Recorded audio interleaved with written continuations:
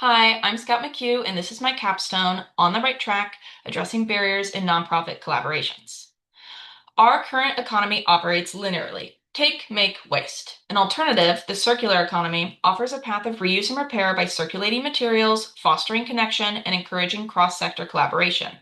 Nonprofit organizations, referred to as NPOs, act as the bridge between the linear and circular systems, often addressing gaps in waste management and establishing the partnerships required for circular transformation.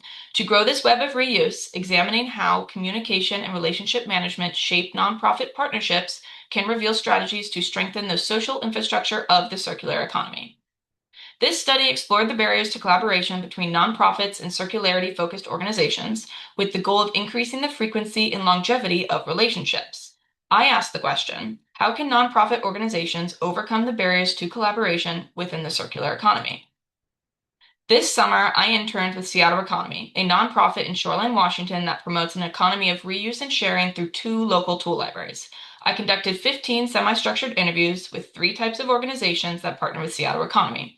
They were categorized as nonprofit organizations, circular economic partners, and government personnel.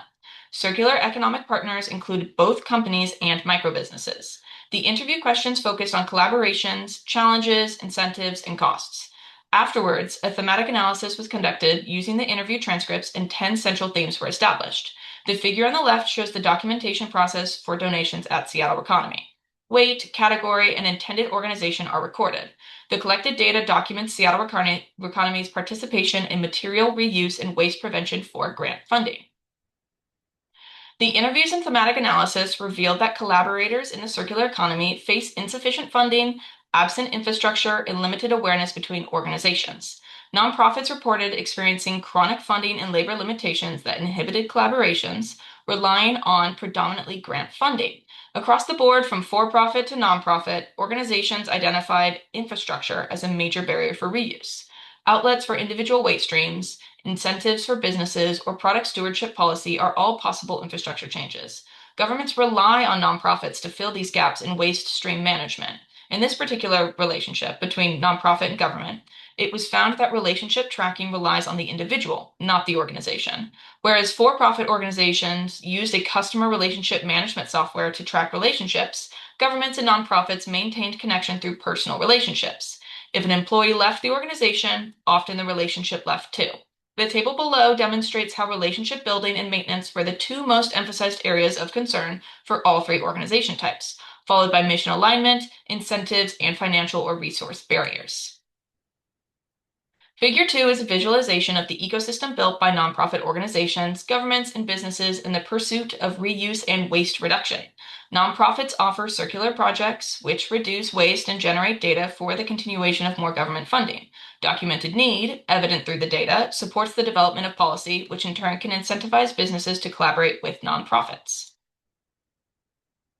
The barriers of funding, infrastructure, and awareness are able to be overcome within the circular economy when relationships between organizations are long-lasting and well-documented. An actionable suggestion for partners within the circular economy is to implement a customer relationship management software to combat the breakdown of correspondence. Clear expectations, tracking tools, and organizational, not just personal, relationships are critical for sustainable collaboration. When relationships are maintained, there is increase in participation, connections, and conversation between circular economy partners.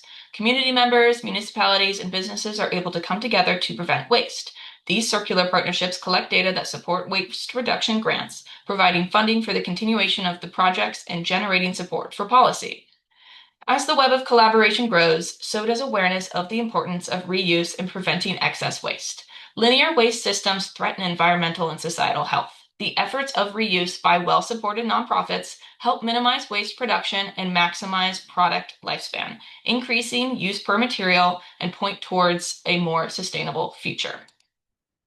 We are on the right track. There are many circular nonprofits in our area that work every day to build a sustainable future, and they are joined by municipalities and businesses that share their vision. Improved relationship maintenance through tracking and collaboration management enables nonprofits to overcome barriers of funding, infrastructure, and awareness, thereby enhancing circular economy productivity.